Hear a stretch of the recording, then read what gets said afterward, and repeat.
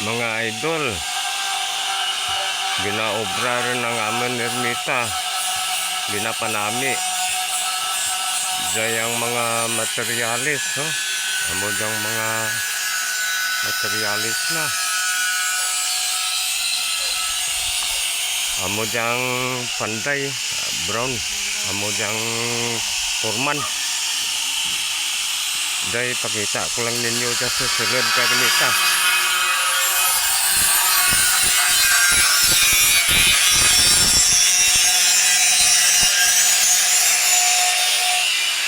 Mga idol, diyang mga gamit kang aman nga ermita para sa pagpaobra.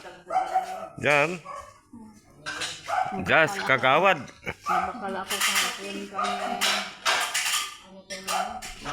Ang mga santos gin pang barawusan day para hindi mayabukan kang may kaan. Diyan na ang pisanan da nga altar na.